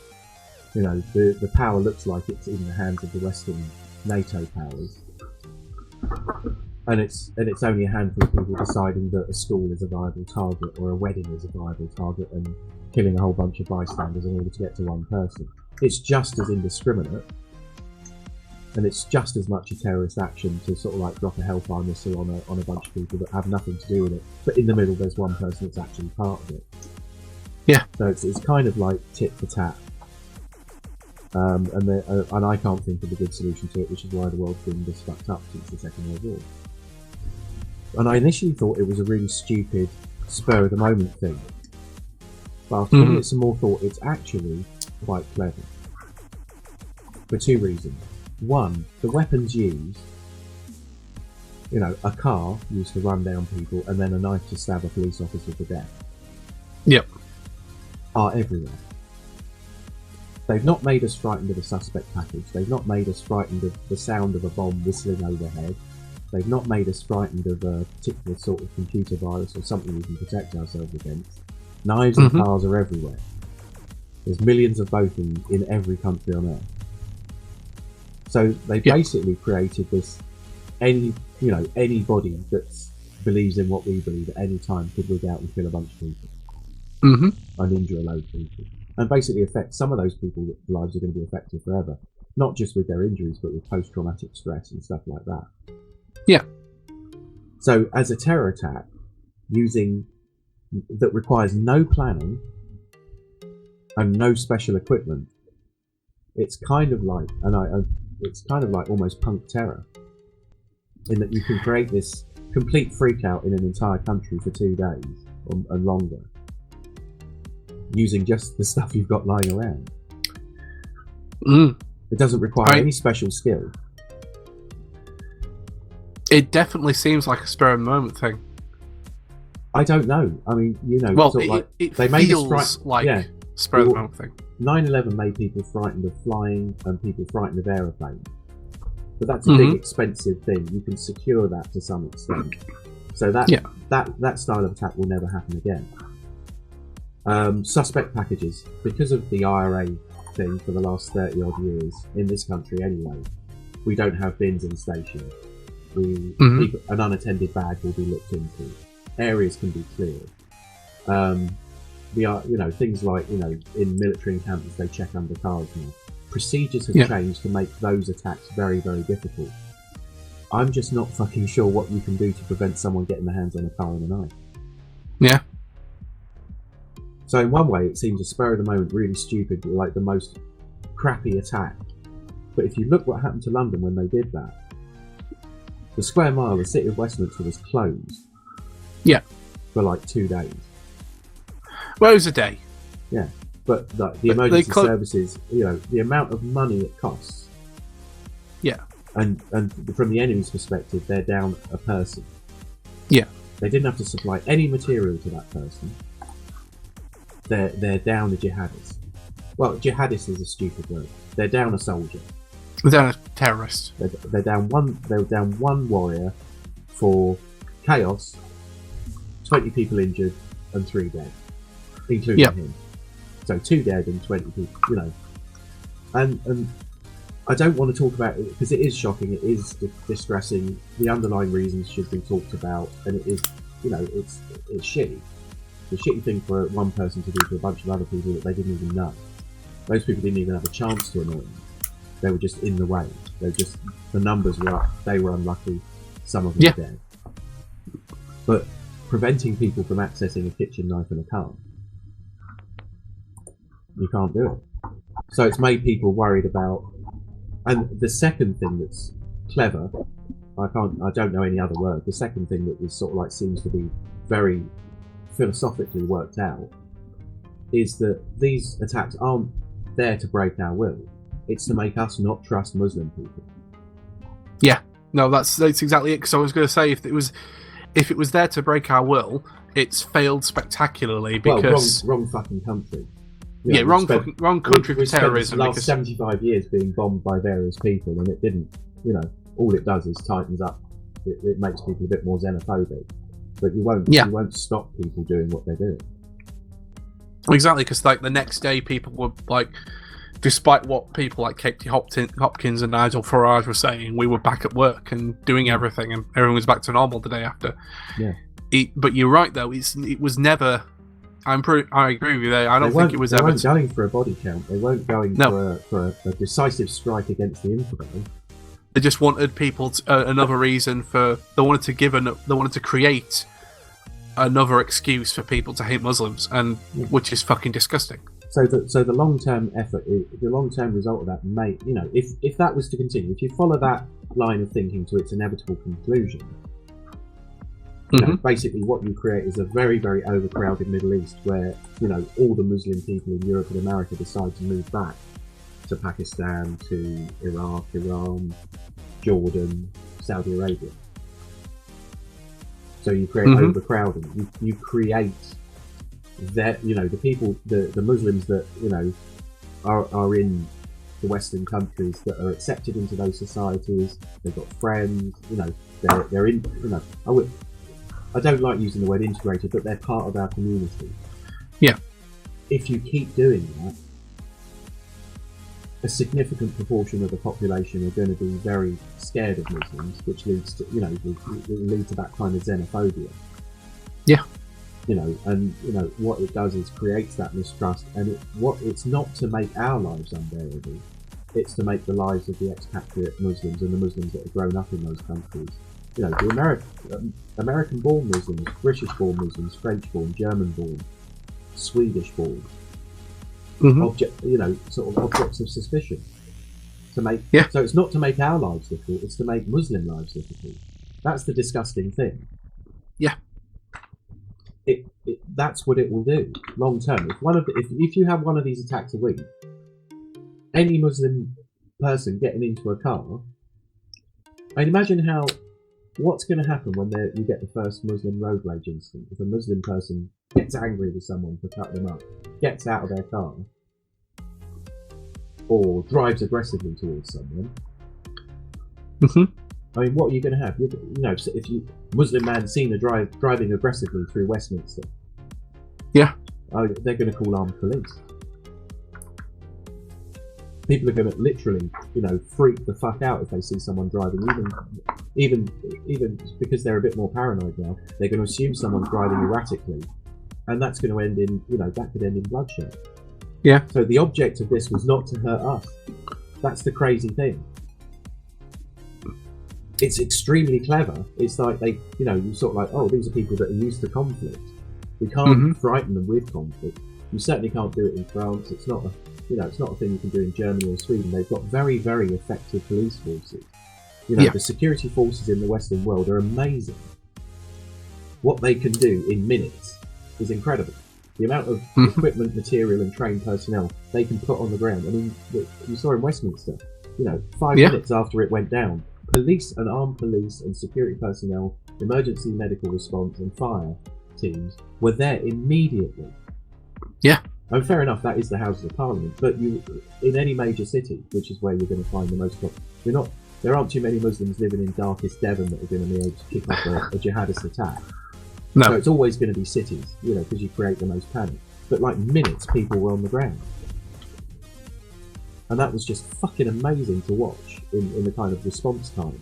And if you've just got one person that doesn't necessarily have any military training, it'd be hard enough for someone with infiltration training to get through that cordon of security. Yeah. You could do it, but in that kind of lone gunman expects to get caught and shot kind of way. You could maybe if you had like a team of people that wanted to get into Howard's apartment, you could just about do it. But it would have to be the most perfectly orchestrated attack with people that absolutely believed in what they were doing. It's a tough nut to crack, and it's designed to be. All the centres of power are amazingly well guarded, and those are the people you're trying to get to. So what IS have kind of done, I hope I'm not giving them any ideas of sort of like, up him up. Daesh or whoever the fuck it is this week. I think we should Daesh is the actual name, and we should be calling them Daesh, because calling them IS or ISIL or ISIS or anything like that gives them legitimacy as being Islamic. Okay, so Daesh, a particular tiny sort of fraction of Muslims, have decided to go the other way entirely and make Muslim people so fantastically unwelcome. One, their recruiting goes up, and two, you get all these false positives in the security network. A Muslim person eventually will be automatically suspect. So you've got them looking into hundreds of thousands of people instead of maybe just a few hundred. Yeah. And that's a shift in philosophy that's terrifying, but also astoundingly prescient. I mean, they really have understood how to fuck things up. It's really scary. But what it does do is that every person that sort of hangs a St. George's flag in their window and goes, I'm not going to be threatened by Muslims, or all Muslims should go back to where they came from, is essentially doing Daesh's job for it. Yeah. So all these racist comments, I mean, I was watching the live YouTube feed, and it had a live sort of YouTube comments feed, and literally 90% of the comments were super racist. Yeah. People were posting swastikas and all sorts of shit in there. And it was just like, you are doing their job for them. You know, the aim is to make Muslims as unpopular as possible so that they either all move back or they're all open to committing a terrorist act themselves. Because eventually, if you keep kicking people and you keep sort of like doing them down and you keep sort of like presenting them in a negative light, eventually people give up trying to be reasonable. Eventually, everybody will go, fuck you then. Yeah, I will. Yeah. My life is unlivable. I will, you know, drive a car into some people. I will do something to get them into prison. I will allow the passage of material for this asymmetric war to go through me. You're going to create lots of sympathisers for that particular movement. Every person that posted a racist comment was working for Daesh in that instance. Yeah. Which is it's. I can't say it's admirable, but it is smart. It's the sort of thing I would go, oh, you know, if I was trying to fight against a country, if I was in their position, if I was like as fucked up a view of the world as they must obviously have, and as casual a view towards people's safety as they have, I would be really pleased with the response. The trade, you know, what they traded off to what they gained from that attack is incalculable. Oh yeah. You know, you've already got Americans not visiting the UK because of that. You know, that one attack, that with for a terrorist incident, not much of a result. Not a huge body count, a lot of injured. They could have done more damage if they'd loaded up that car with explosives, but that wasn't their point. No, it wasn't. They wanted to show that any Muslim person could go into their kitchen, pick up a knife, drive their car, kill and injure a bunch of people, and then do a running attack at somewhere that is designed to be, you know, you could attack it with hundreds of people and you still wouldn't get in.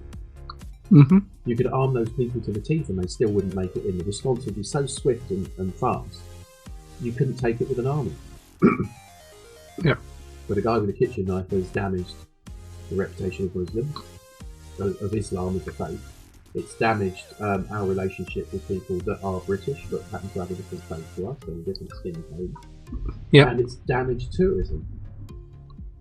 It's hitting them economically and socially at the same time for the cost of one guy. Yeah. So what they paid and what they gained, you know, they gained an amazing amount of psychological warfare. I mean, it's possibly one of the most successful terrorist attacks of all time in that respect.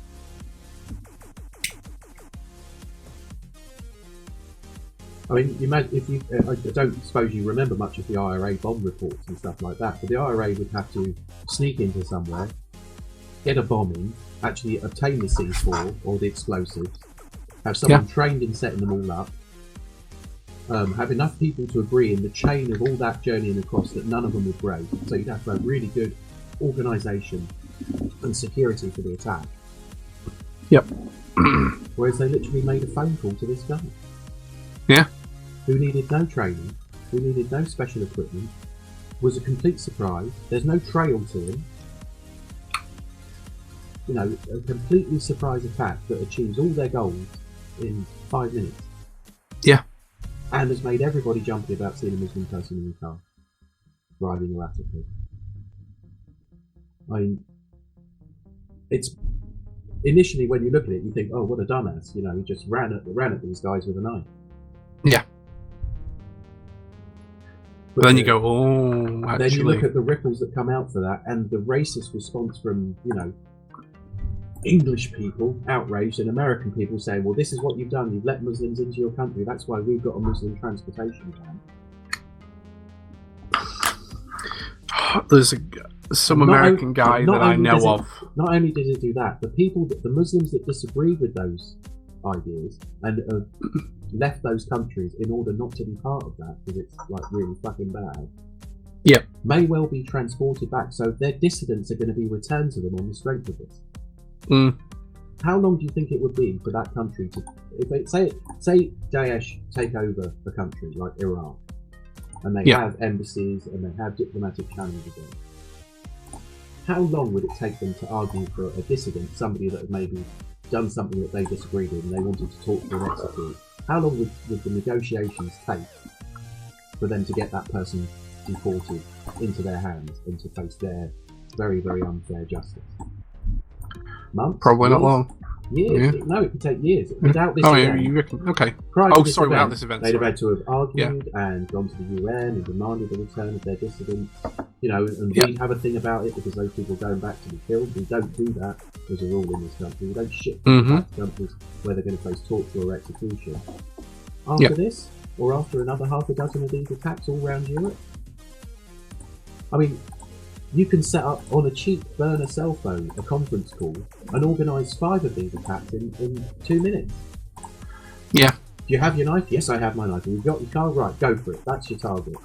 That's it. That's all the organisation it now takes.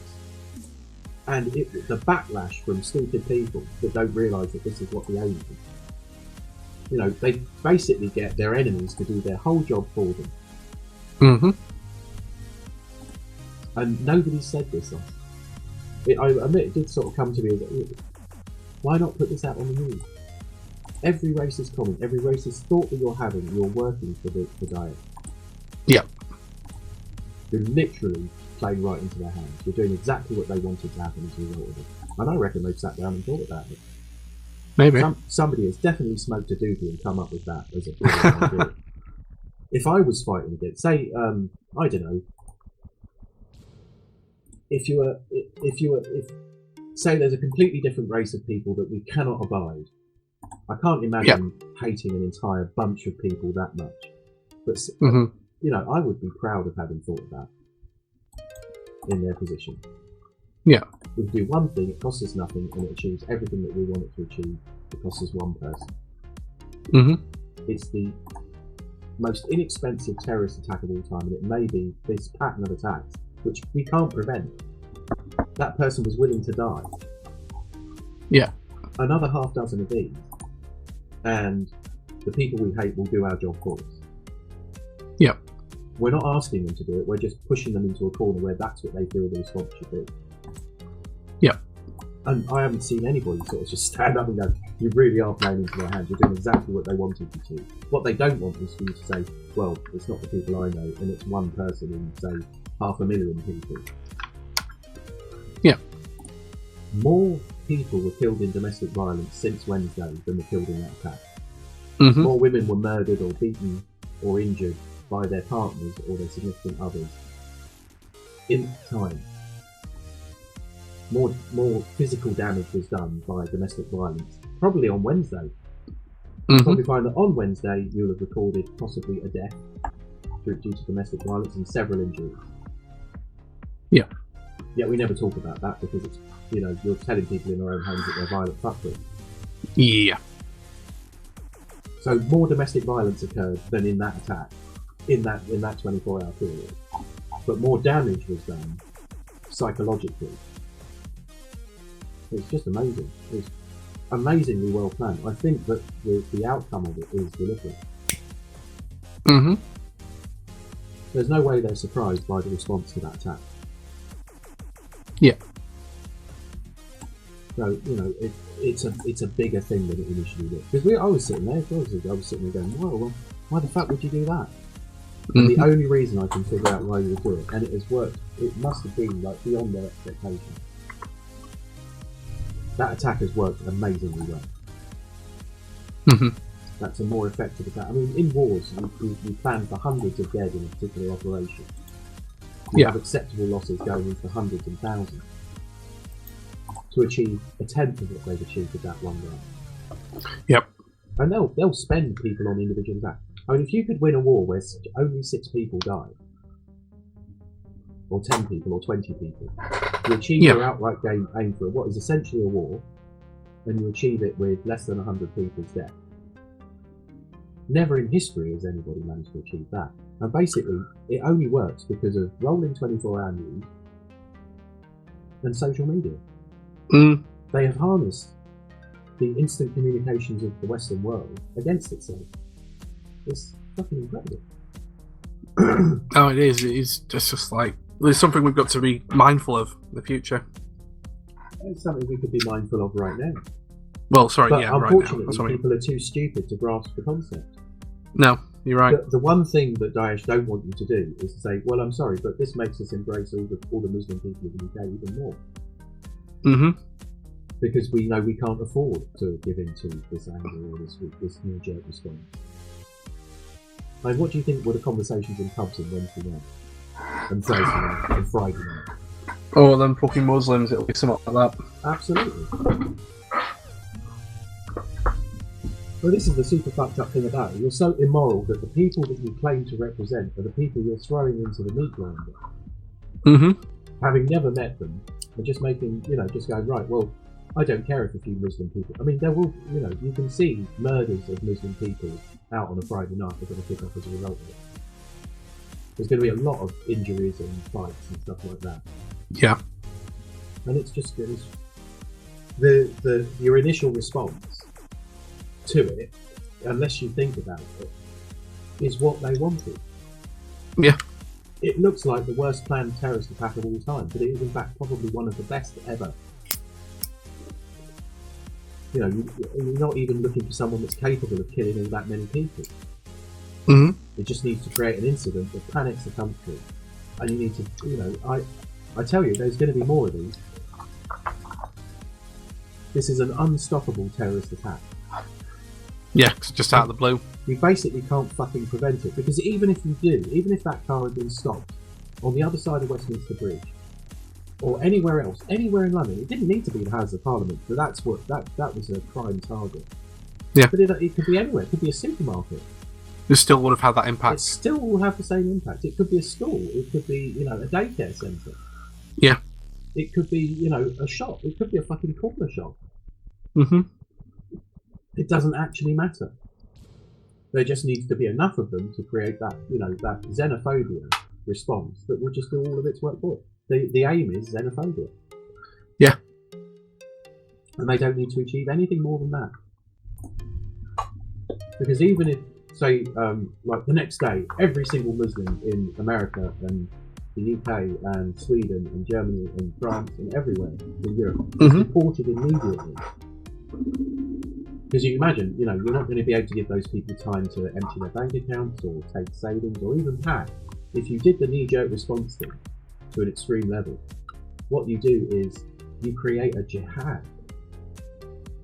Millions of angry people being suddenly relocated into poverty and squalor and possibly death would create such a backlash. Then they get that 100% approval rating. All the Muslims in the world will go, they've done this, the West has done this terrible, terrible thing. And now we are completely justified in using everything at our disposal to take out the incident. There's no way it doesn't work today. Yeah. Even if it's a slow, smouldering level of resentment, they've got time. They've got 5 years. We're still in Iraq. We're still in Afghanistan after 10 years. Mm-hmm. They've got that time. And they would have almost 100% recruitment if that did happen. The only way to fight this is to be understanding and sympathetic and looking after those Muslim people that are targeted. Their young people are being used as weapons. Yeah. It's fucking amazing. Anyway, we've got to crack on because I've got to go to work soon. Yeah. But yeah. So I'm hoping if you've kind of brought that, if you're out there listening to that, pass that on as an idea. Mm-hmm. The way to defeat this is not to respond with your immediate thing. Your immediate reaction was sort of is a designer reaction. Your enemy has designed this reaction to you, and speak to a Muslim person. Speak to your friends when they say blah. Correct them. Tell them that they're being manipulated. That their enemy is not the Muslim person that they see in the street. It's really not. It's like less than sort of like 0.0001% of Muslim people. There are more rapists and child murderers in your city than there are Muslim terrorists. Yep. It's sort of like this is a lightning strike, but there probably will be more if we give into the xenophobia. If we allow that strategy to work, you are putting loads of people's lives in danger. Oh yeah. It's unconscionable. So, you know, please, if you do nothing else, if you never learn anything from Rangers Radio again, understand what I've just said. You know, the way to win that war is to not respond as your response has been designed. You know, we can beat a terrorist organisation just by understanding that concept.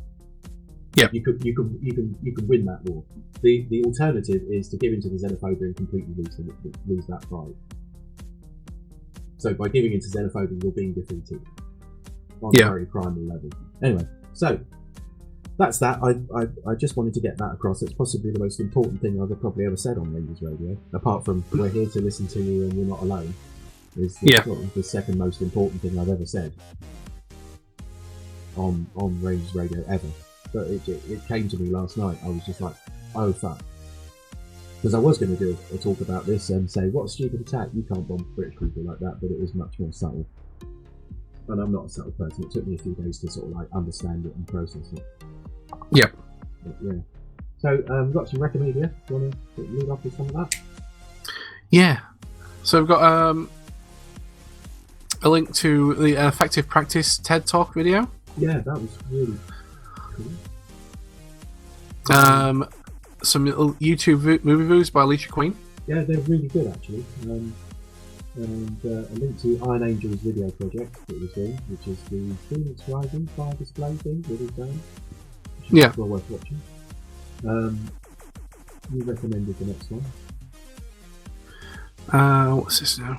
Oh yeah, it was movies with Mikey. Yeah, it's really good. To watch that. I've been saving that for a quiet time. I thought I was going to have like no time. But we had a really good mumble conversation last night. It's a really good. But yeah, I've been looking forward to sitting down and watching some of those. Kev sent us a Henry Rollins 10 Rules for Success, which was awesome. Mm-hmm. And I put in because I just got John Cooper Clarke's anthology on vinyl. Chicken Town by John Cooper Clarke, which is on YouTube, which is sort of punk poetry but dystopian. It's set to music, but it's a really powerful piece of work. And I don't like poetry. You know, I could live without 99.99% recurring, but John Cooper Clarke was possibly the only punk poet. Yeah. And I have a signed album. There's not many people I admire that much. The next one I want to collect is either Jallo Biafra or Henry Rollins. Yeah. There isn't another person who creatively I have this sort of almost deification response to that John Cooper Clarke is doing. And Danny Says is a very interesting documentary about the American scene in the 60s and 70s, the music scene and the art scene. And he was one of Andy Warhol's contemporaries, but it also is an interesting history of homosexuality in America from the 50s and 60s as well. Mm-hmm. But it's really, really good. I was gripped. I watched that and just sat down and watched that. And I also got a couple of recommendations for things to watch, and Iron Angel sort of like pointed me in the direction of the BBC Storyville documentary, which is from Muscle Shoals, which was a kind of bluesy recording studio. I think it's in one of the southern states. But like everybody is recorded there, and that was that's a really good BBC documentary. And another documentary about called "It Might Get Loud," which is also on YouTube. Which is about the way the guitar and various effects have changed the way music has changed over the last 50 years. Mm-hmm. Yeah, and our outro music. I'm going to have to open up the folder now. It's another track by Inholt. Yep. So Walking on Glass. Yeah. I really like these guys. They're bringing out their EP, so if you do like it, look up Shameless Promotions or Inholt and see if you can support them. I'm really tempted. If they bring it out on vinyl, I might well buy it. Mm-hmm. But, that's encouraging creativity. There's nothing. Cool. There's no downside to it. Yeah. Yeah, thank you for listening. You can get this on archive.org. There'll be a link on the YouTube if you go to Rangers Tube, R4nger5 TUBE on YouTube, and there'll be links to how to download it in various formats and how to get the running order with all the linkages that we put in. So yeah, thank you very much for listening. Do become part of the community. You know, get in touch. Become part of the definitely. IRC. Listen to the shows. Send us emails. Again, v4v@earthling.net is currently our thing. I think once we get a server up and running, it'll be rangers.com. But Yeah. get in touch. We need to sort that out. But I really, really want to, because we don't have. I think if the traffic really hyped up, we need to get server space. But I'm really, really tempted to put together a little Raspberry Pi server on my own broadband, because I don't think we're going to get the kind of hits. I wouldn't be including downloadable content really, because that ups your thing. But a website with just contact information and a few, like a blog, you know, a few entries here and there. I think we can do. I can do that here. So I really fancy building a web server. And if we get a proper Rangers web domain, I mean, Kevin is a Geek was talking about setting one up for us, which is great. You know, no fuck all about it. Nice. It'd be an interesting learning project to actually produce that. Yeah. And I'm kind of tempted, if I'm going to build in the Raspberry Pi, to run the web hosting, and because you need to run it in Linux, or at least in Linux, to run Apache to serve the web to a Dyn DNS account or Dynamic DNS account, but also to put in a radio station. Because there's a thing called Pi FM, where you can plug in like a little piece of wire into one of the I/O ports, and it gives you about 50 meters radio broadcast range. Mm-hmm. So you need a piece of wire in this piece of software, and it turns your Raspberry Pi into an actual FM radio broadcast unit. I'm not kidding. It's pretty cool. So you could build an FM broadcaster for your immediate stream for like a fiver. It really is like a 10 centimeter length of wire plugged into the I/O port or soldered onto it, and that's all the hardware you need for the Raspberry Pi to broadcast in FM. So yeah, go and play with stuff, create things, and tell us about them. It's the whole Rangers thing. So I've been V. I've been Graafen. Thanks very much for being on the show again, man, and we'll put out another one next week. Yeah. Bye. See you later, Roll. Take care.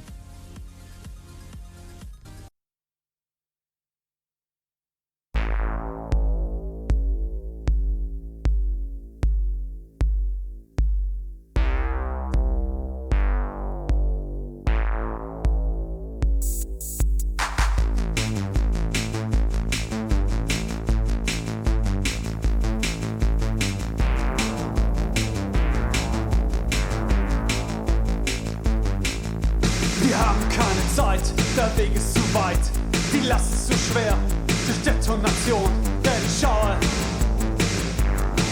zu dir. Zerbrochenes Glas splittert weiter umher, Eisen, Stahl, ein weites Meer, denn ich schaue zu dir. Die Füße auf den Boden, denn sie wackelt umher, links und rechts verschwindet das schimmernde Licht, denn ich schaue, ich bin dicht. Kurzer Blick zurück, denn ich schaue zu dir, schwarze Wolken umhüllen. Ich bin ein Kavalier, denn ich schaue zu dir. Die Stimme der Nation, denn sie hören auf mich. Zerstörende Kraft, die Detonation, denn ich schaue zu dir, denn ich weiß.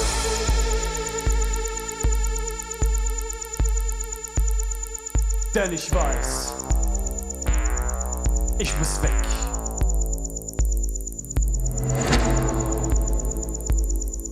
Denn ich weiß,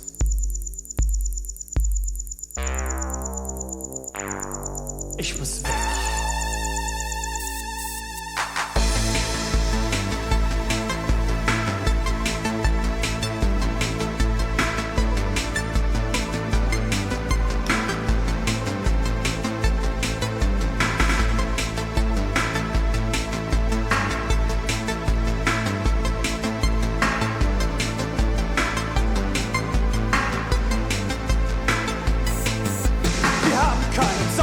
Der Weg ist zu weit, die Last ist zu schwer, durch Detonation, denn ich schaue, ich bin dicht.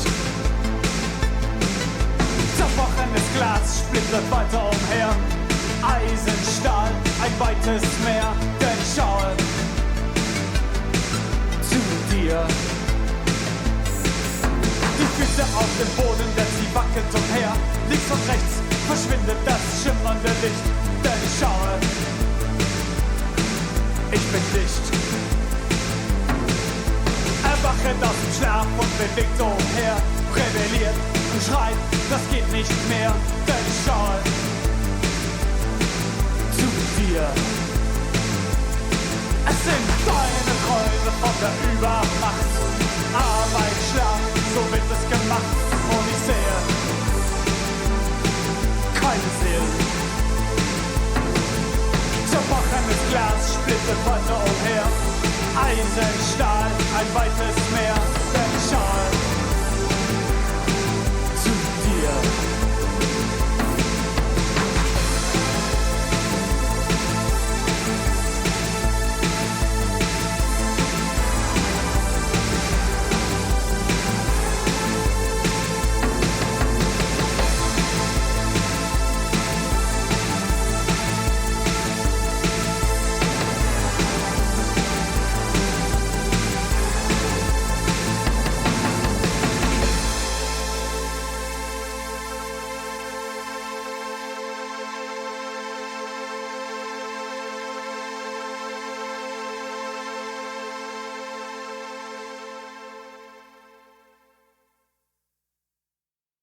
Jeez, Banana, shut your friggin' gob, okay?